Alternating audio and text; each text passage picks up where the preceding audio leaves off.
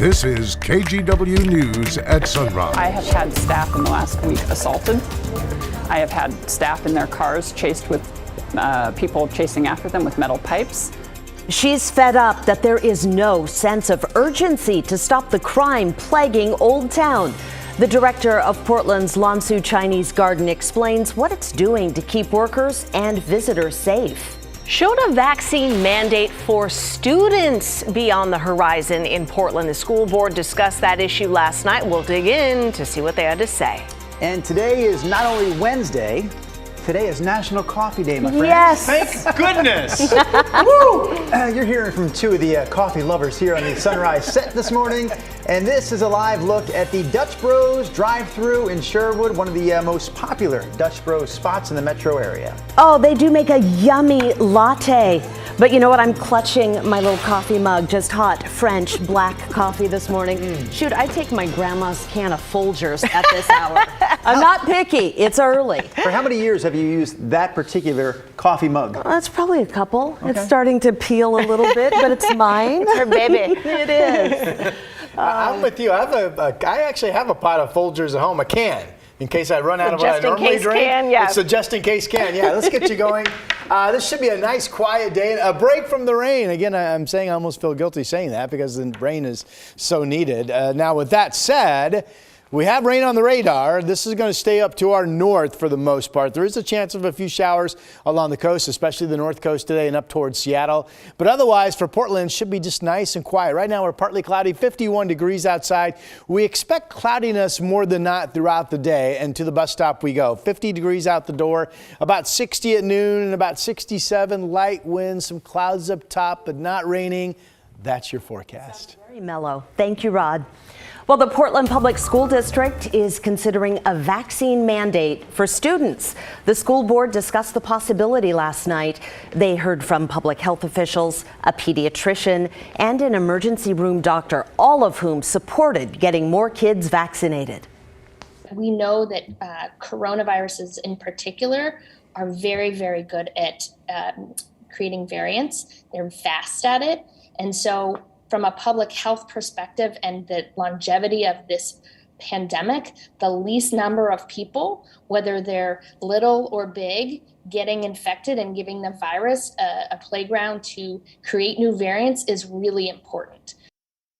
Some school board members expressed concern about alienating families who may be hesitant to get the vaccine or may have trouble accessing it. It's not clear yet if or when the board will vote on that mandate. But this is the topic of our poll this morning.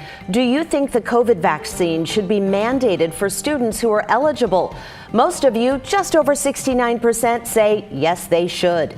You can weigh in, join the conversation by searching KGW Sunrise on Twitter. The poll is right there pinned to the top of our page, and we'll be checking in on your answers throughout the morning. Meanwhile, Pfizer is now asking the FDA to approve its vaccine for kids as young as 5. Right now, the Pfizer vaccine is only approved for kids 12 and older. The FDA is expected to spend several weeks looking at the research before it considers granting emergency use authorization. Pfizer says its trials for kids between 5 and 11 were dealt with this. They gave each of those kids 2 doses of the vaccine that were actually smaller than the ones given to children 12 and older. But Pfizer says the smaller doses produced similar antibody responses. The company also said the trials with kids caused some of the same side effects that we're seeing in adults, including arm soreness, and fatigue. Well, when it comes to COVID booster shots for adults, the Oregon Health Authority says the state has more than enough vaccine for those who are eligible. This morning, KGW's Pat Doris has more on who exactly can get the booster shot and where you can find it. As the next big round of vaccinations begin in Oregon, do not expect to see mass sites like the convention center. Instead, those who are eligible are being told to check in with their doctor or local pharmacy. The Oregon Health Authority estimates 300,000 people are now eligible for a third shot of the Pfizer vaccine and reports there are 400,000 doses in the state right now. So if their math is right, there should be plenty. We have free and readily available vaccines across the state. Everyone who is eligible for a booster will get one. Who is eligible? First, the current boosters are only for people who got their second dose of the Pfizer vaccine at least 6 months ago. That'd be towards the end of March. And by the way, the booster is exactly the same vaccine you got for the first 2 shots, and you should probably expect similar reactions and side effects. Oregon is following the CDC guidelines for who is eligible. They include anyone 65 or older, anyone living in a long-term care facility, congregate care workers, anyone 50 to 64 with underlying medical conditions, anyone 18 to 64 with underlying medical conditions and occupational or institutional settings that put them at a higher risk of COVID-19 exposure and transmission. There are also several categories of jobs that will make you eligible. They include healthcare workers, food service and housekeeping staff at hospitals, people who treat high-risk patients in outpatient drug and alcohol treatment centers, non-emergency medical transportation, hospice workers, firefighters and police, teachers, support staff, and daycare workers, food and agricultural workers, grocery workers, those in manufacturing, those in corrections, and postal workers, and more. Governor Kate Brown said if you qualify, there should be no problem getting a shot. If you're in one of these groups, you can schedule an appointment today. Pat Doris, KGW News. A new rapid bus line is coming to Clark County, running along Mill Plain Boulevard. C-Tran got roughly $25 million from the Federal Transit Administration to help pay for it. The project kicked off yesterday with that groundbreaking ceremony. The east end of the line will be built at Columbia Tech Center on the Clark College campus. Bus Rapid Transit, or BRT, uses 60-foot-long buses to move people more efficiently along big transit corridors. C-Tran calls its project the Vine, and the first line on 4th Plain Boulevard has been a success. Vancouver's mayor also says C-Tran's board president expects the same on Mill Plain. Today we have the opportunity to duplicate all of that success on Mill Plain. BRT is a known asset with a proven record, and in this community, we like success. The cost of the Mill Plain line is about $50 million. It's expected to be open in 2023, running about 10 miles from the east side to downtown Vancouver.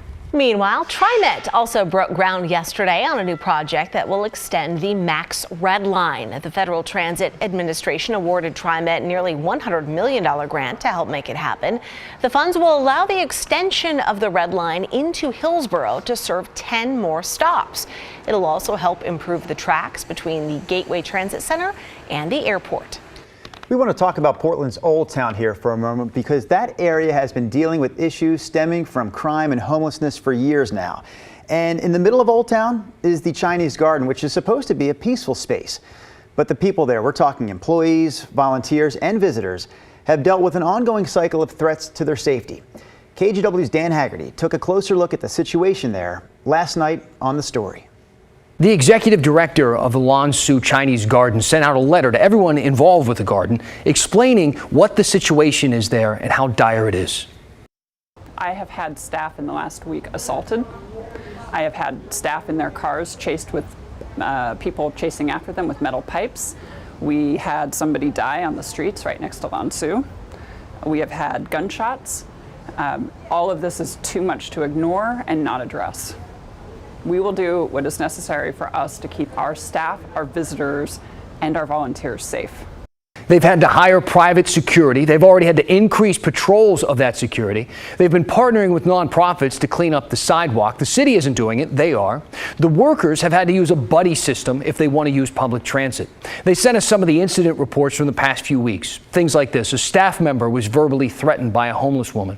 A staff member was physically assaulted on their way to work. A staff member was chased leaving work. A tent caught fire outside. Someone was using drugs publicly right in the front plaza. A man was found dead in his tent. A trash can was stolen from out front. And a woman used a rock in her sleeve to smash the front door.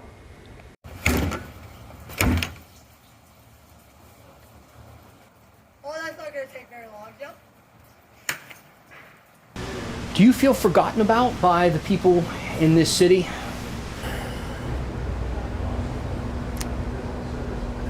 That's a great question. I don't know that we are forgotten about. I feel like people see what is happening. I just am not convinced there's an urgency to addressing what is happening. How urgent is this? Now, it is extremely urgent. So, what is the city doing in Old Town? I'm told the mayor's office organizes a weekly problem solvers meeting with some of the leaders down there, which does sound promising, but I'm hearing that they only really focus on things that the city considers quote unquote solvable. One of the examples I was given was issues with parking. You can watch our full report on the issues plaguing Old Town right now on the KGW YouTube channel.